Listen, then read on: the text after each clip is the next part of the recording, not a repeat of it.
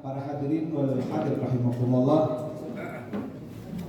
Kajian historis ini tentu membawa kita nanti dari apa yang beliau berdua ini akan kaji, akan membawa kita berromantisme historis bahwa bagaimana kiai-kiai kita, guru-guru kita menjadi aktor dalam konstelasi politik atau konstelasi sejarah pada zamannya, sehingga kita akan bangga dengan mengetahui peran serta atau terobosan para guru-guru kita.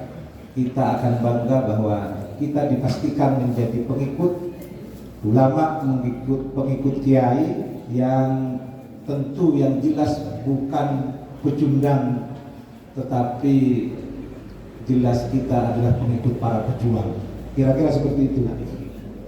Oleh sebab itu, kajian pada kali ini akan dibahas secara tuntas dan lugas oleh kedua beliau narasumber kita yang sangat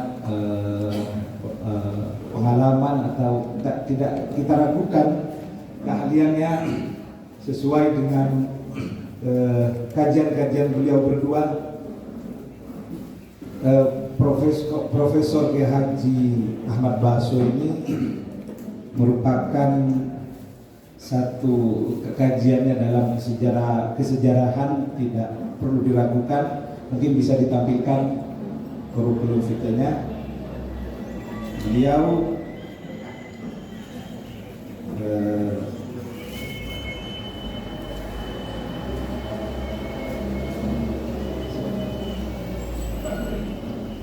dalam kajian sejarah tidak perlu diragukan, karena dalam beberapa kesempatan kita tahu bahwa kajian beliau ini tentang keilmuan, kesejarahan dan lain semacamnya, tentu kita harapkan bagaimana nilai daripada sejarah yang akan kita petik nanti di diskusi kali ini.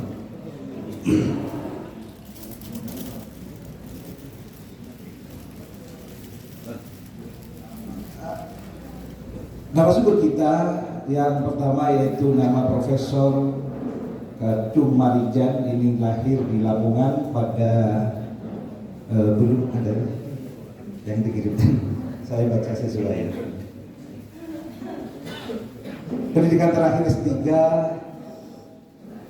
di Australia, kemudian posisi antara lain beliau guru besar fisik Universitas Airlangga mulai 2006 sampai sekarang, dan wakil rektor Universitas Gajah Surabaya sejak 2016 sampai sekarang, dan wakil ketua PWNU Jawa Timur dan Dirjen Kebudayaan 2012 sampai 2015. Adapun dari Profesor Kiai Haji Ahmad Baso ini, beliau lahir di Makassar 1971,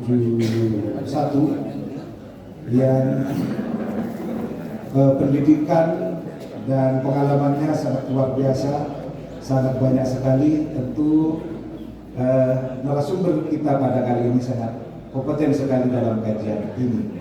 Harapan kita, para hadirin, para peserta diskusi semua, kita semua bisa mengambil nilai daripada sejarah yang dilakukan oleh para kiai-kiai kita, sehingga kita bisa membanggakannya, dan bagaimana kita menerapkan dan menanamkan kepada generasi selanjutnya, sehingga kita sebagai santri tidak kehilangan eksistensi seperti itu.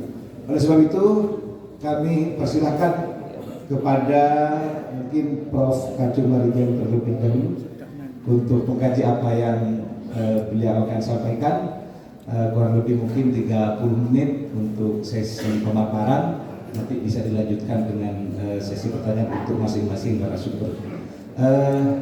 Kira-kira apa dan bagaimana peran kiai dalam menjaga peradaban bangsa ini sehingga bisa kita rasakan nikmatnya sampai sekarang ini. Begitu Pak Prof. Terima kasih kepada beliau, kami persilakan.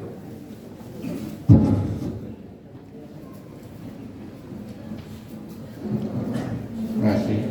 Bismillahirrahmanirrahim. Assalamualaikum warahmatullahi wabarakatuh.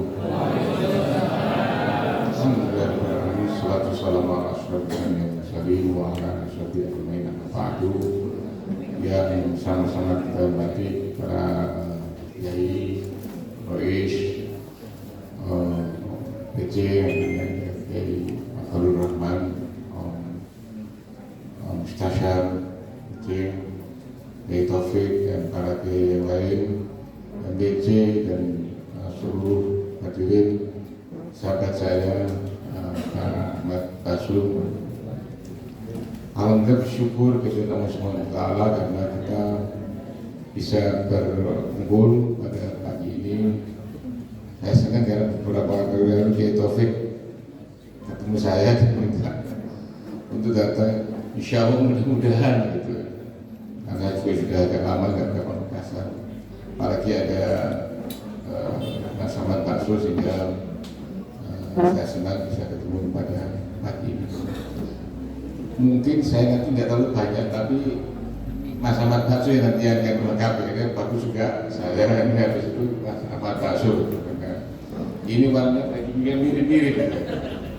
Padahal ini nggak jadian. Sekalian, Kiai dan Bapak sekalian, ada 3 semangat sebetulnya yang melahirkan Nahdlatul Ulama itu. Dan orang acap kali memisahkan 3 semangat ini. Pertama, yang jelas sangat kuat dan diingat adalah semangat keagamaan. Tadi Pak Taufik sudah menjelaskan ini sebagai salah satu reaksi terhadap munculnya ajaran Wahabiyah dari yang dibawa Raja Syaud tahun 1924. Tapi sebelum itu sudah muncul lagi. Nah, karena kemunculan Raja Syaud ini dengan di backup oleh pemikiran Wahabiyah itu meresahkan banyak umat Islam di dunia, terutama sekali di Indonesia.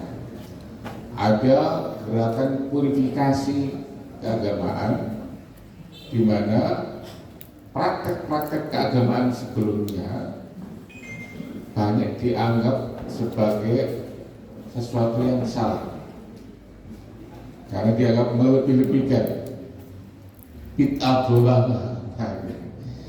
Ini yang meresahkan, termasuk mengunjungi makam tadi disebut itu, sehingga beberapa tempat suci sejarah Nabi itu dihilangkan, dilenyapkan. Untung makam Nabi nggak jadi dan beberapa tempatnya nggak jadi. Nah, sehingga kalau sekarang MBS ya Bin Salman itu ingin menghidupkan kembali sejarah masa lalu, sudah banyak yang hilang. Sekarang kan putra mahkota Arab Saudi kan berupaya untuk menggali peradaban masa lalu. Kalau waktu itu tidak diselamatkan oleh NU, berarti sudah hilang semuanya. Jadi sebetulnya ini sudah menyelamatkan dunia itu. Ya, jadi Raja Salman termasuk putranya ini sekarang berupa untuk menghimpun peradaban sejarah baru di Arab Saudi, karena beliau melihat betapa sejarah itu penting. Nah, kalau sekiranya waktu itu NU nggak kesana, banyak hilang. Ya beruntung lah, walaupun tidak semuanya kita bisa selamat karena sebelum itu kita sudah dihabisi. Jadi ada semangat keagamaan. Apalagi sebelum itu juga Nyai Wahab juga mendirikan Taswir Afkar, ya, bersama Kiai yang lain. terus dengan Kiai Mas Mansur yang kemudian ikut ke Muhammadiyah. Sehingga kalau Bapak sekalian ke Sunan Ampel, ke makam Ampel, jadi dekat makam Ampel kemudian ada makam keluarga Ampel situ.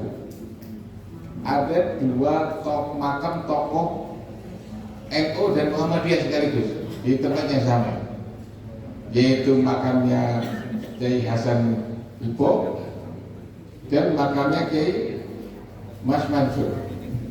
Sehingga ada dua simbol sekali, ada simbol NU, ada simbol Muhammadiyah. Perhatikan, iya, ada simbol Muhammadiyah teman-teman. Jadi kali ini memang keluarga itu. Bani Dipo.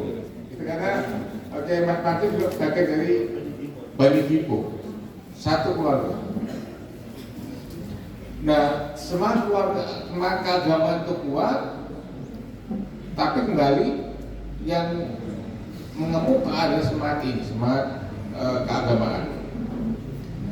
Ada dua semangat lagi yang sering kita lupakan, yaitu semangat kebangsaan dan semangat ekonomi kerakyatan. Nah, sejak awal para ulama NU itu menyadari bahwa eksistensi Belanda itu sangat merugikan bangsa Indonesia, sehingga para kiai bersemangat untuk membangkitkan kebangsaan.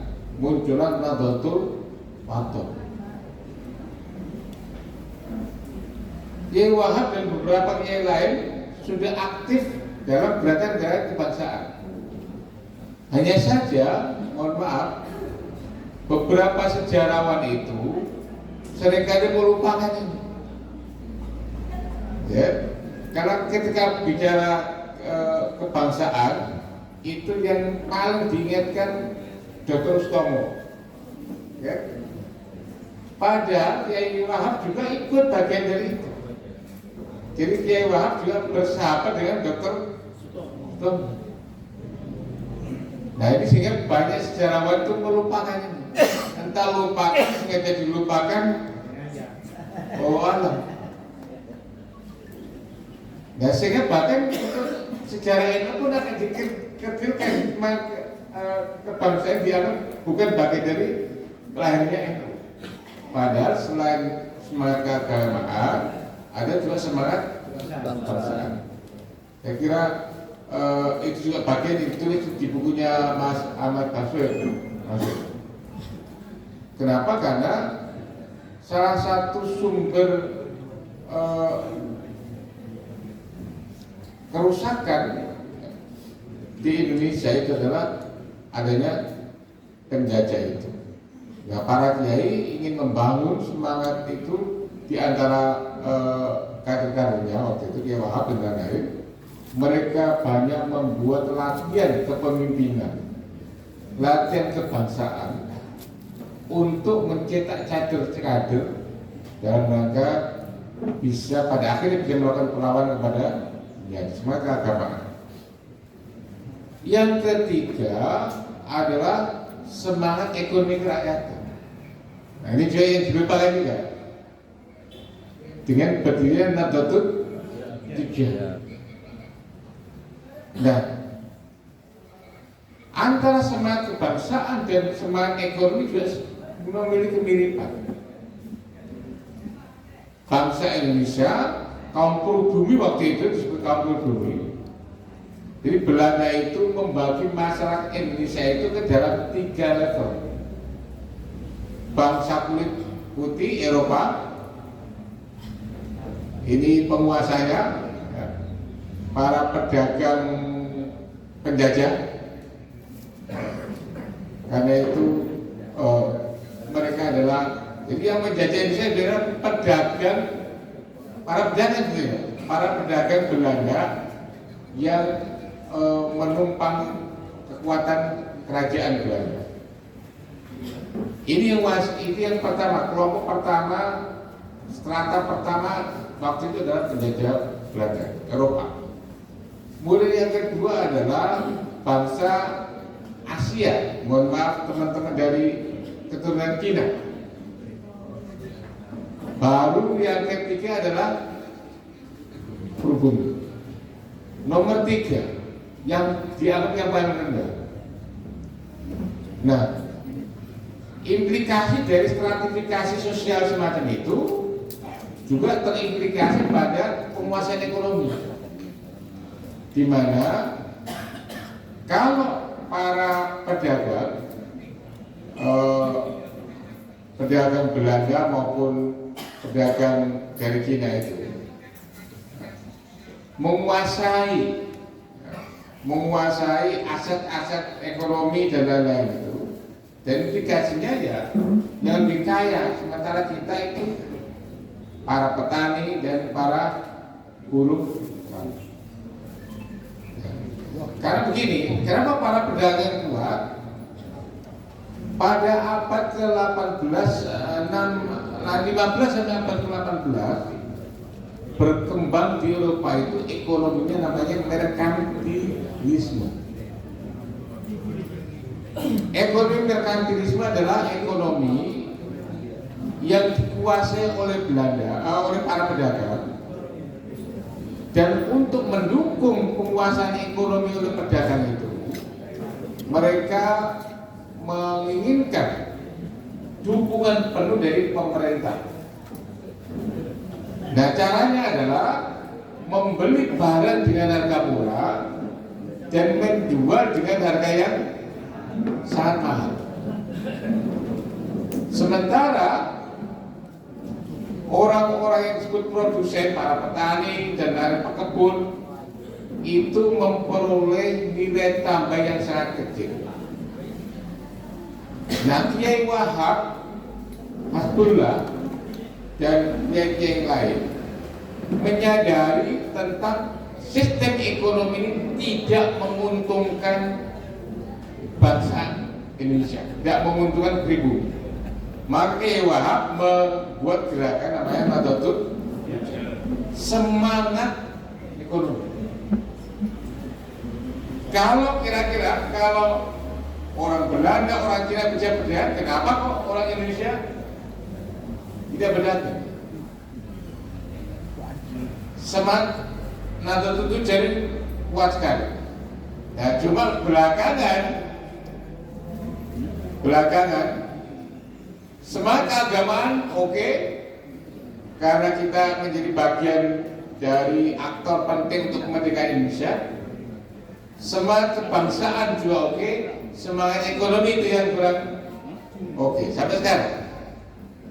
Ya, banyak orang kita itu kan jarangnya mau jadi pedagang, tapi mohon maaf di kalangan orang Majulan itu kuat itu semangat Nahdlatul itu masih kuat, sehingga di Madura ini banyak pedagang-pedagang yang sukses. Jadi luar biasa nih di Madura ini mendalami dan mempraktikkan semangat Kiai Wahabullah untuk ekonomi.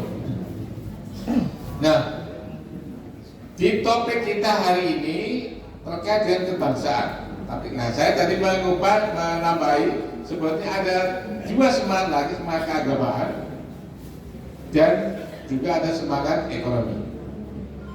Nah, para kiai dan bapak sekalian, memang ketiga-tiganya itu tidak bisa dilepaskan dari perjuangan Nahdlatul sampai sekarang, khususnya antara keagamaan dan kebangsaan adalah satu paket yang tidak dipisahkan. Jadi bagi Nahdlatul Ulama, antara semangat keagamaan dan semangat kebangsaan itu adalah dua hal yang tidak dipisahkan.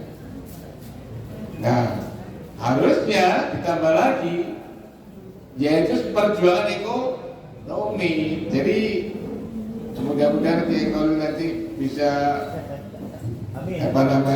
ikut lagi dalam pemerintahan, sehingga Pak, perjuangan semangat kebangsaan, keagamaan dan ekonomi ini bisa beriringan. Yes. Belakangan kita direduksi betulnya Jadi seolah-olah NU itu perjuangannya hanya perjuangan keagamaan dan kebangsaan. Padahal ada lagi perjuangan ekonomi. Sebab apa? Kalau kebangsaannya itu oke, keagamaan itu oke, ekonominya nggak oke. Jalannya bisa kayak sia-sia, ya kan? Jalannya kurang bagus, sia-sia. Nah, mudah-mudahan ke depan, dan alhamdulillah pengurus besar Nahdlatul Ulama Gus Yahya juga punya semangat itu. Walaupun kadang-kadang hanya cipit, mohon maaf itu, ya kan? Kenapa seolah-olah ekonomi itu bukan urusan lembaga keagamaan, gitu loh. Jadi ketika bicara ekonomi itu seolah-olah ngapain NU itu ngurusi ekonomi, itu biarlah diurusi oleh para pedagang-pedagang yang lain. Yaitu sama saja membuat NU itu dikurangi bensinnya. Ya kalau nggak ada bensinnya gimana mobil itu bisa? Ya kan begitu kan? Jadi ini harus kita luruskan bahwa NU itu bukannya soal semangat keagamaan, semangat kebangsaan, tapi juga ada semangat ekonomi. Kalau orang-orang NU itu ekonominya itu hanya ekonomi pas-pasan, biasanya kalau ekonomi pas-pasan itu ya tahulah namanya pas-pasan, ya, susah gitu.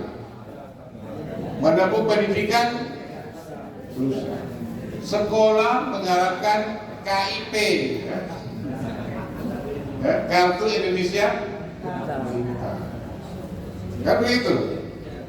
Nah kita harapkan orang-orang itu yang jelas, yang kalau miskin berarti kita kasih Indonesia Pintar. Tapi yang bagus-bagus itu juga.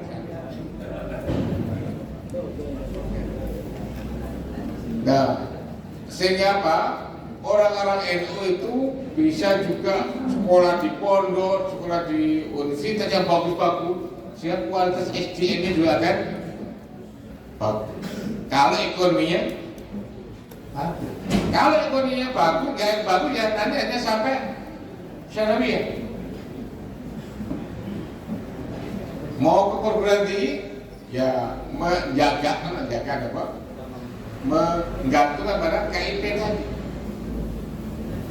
Walaupun alhamdulillah memang KIP juga sangat membantu. Termasuk di Universitas NU Surabaya yang tempat saya ikut, banyak orang Madura juga dapat kartu Indonesia. Alhamdulillah, lumayan. Nah kembali semangat keagamaan,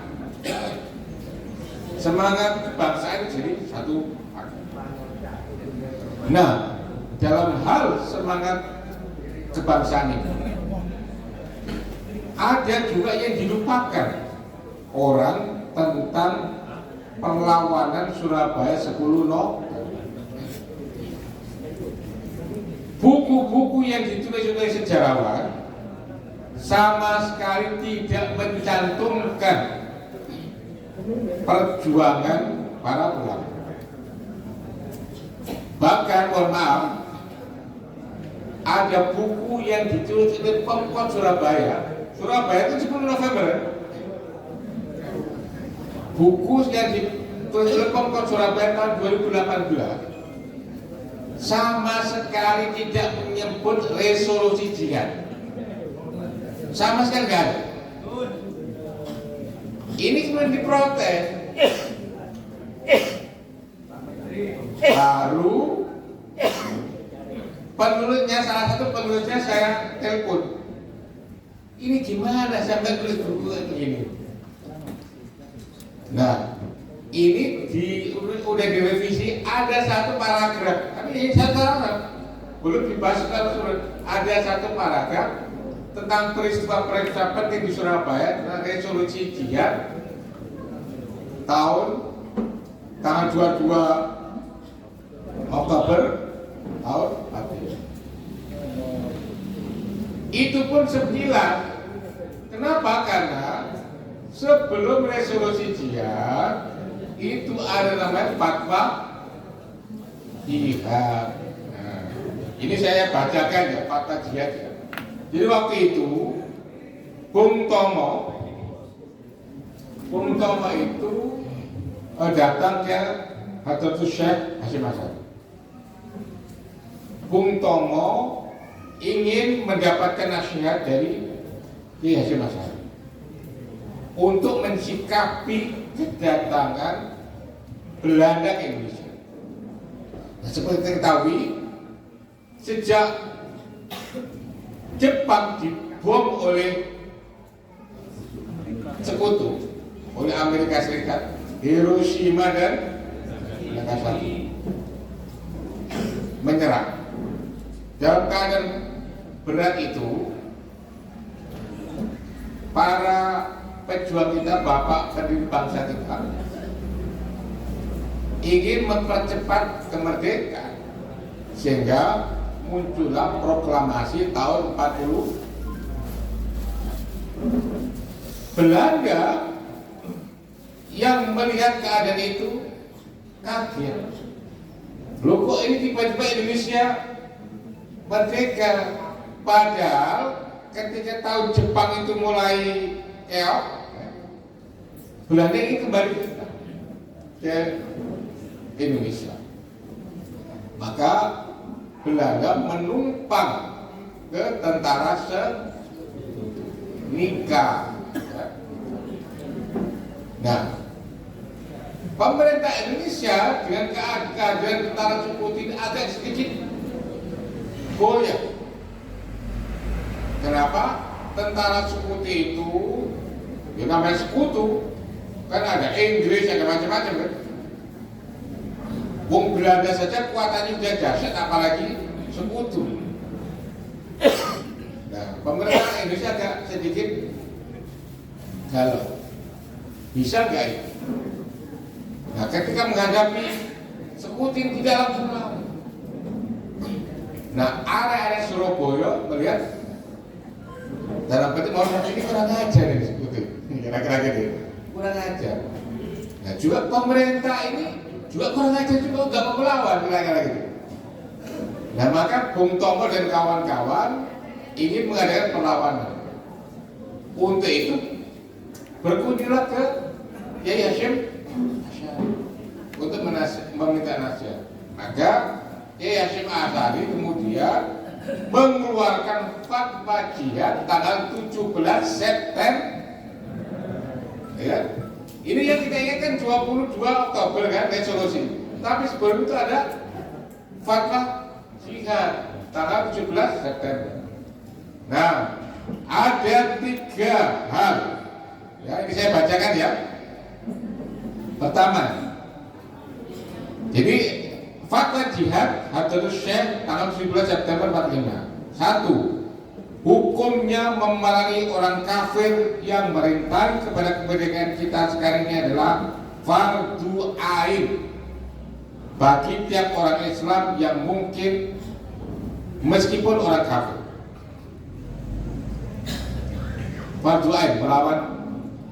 Kedua, hukumnya orang yang meninggal dalam peperangan melawan nikah, ini sekutu ya, serta komplotannya adalah nanti syahid, langsung nikah. 3. Hukumnya orang yang memecahkan persatuan kita sekarang adalah wajib dibunuh. Keren ini ya sih. Nah, inilah yang membuat Bung Tomo itu ibaratnya itu dikasih ini spirit yang luar biasa.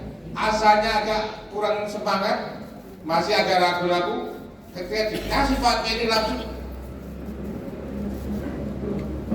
berdiri kira-kira gitu ya, kenceng. Ini yang kita butuhkan. Nah, semangat ini yang dilupakan oleh sejarawan. Seolah-olah Bung Tomo itu berdiri sendiri. seolah-olah gerakan 10 November tidak ada kaitan dengan para kiai, tidak ada kaitan dengan. Nah, habis itu ini resolusi fatwa jihad ini sifatnya personal memang. Karena Kiai Hasyim Asy'ari adalah kiai yang memang sangat dihormati. Apalagi beliau adalah Rais Akbar PBNU. Tak walaupun semangat individual tapi luar biasa pengaruhnya. Nah, semangat ini, semangat fatwa individual ini lalu dibicarakan oleh para ulama, para kiai Jawa, Madura. Nah ini penting ini. Tidak hanya Jawa tapi Madura yang berkumpul di Surabaya, di Kawatan yang sekarang menjadi kantor PT. Nah, dari situlah berkembang asalnya fatwa jihad tanggal 17 September itu menjadi resolusi itu 22 itu apa namanya luar biasa. Ini hasil pertemuan antara tanggal 21 sampai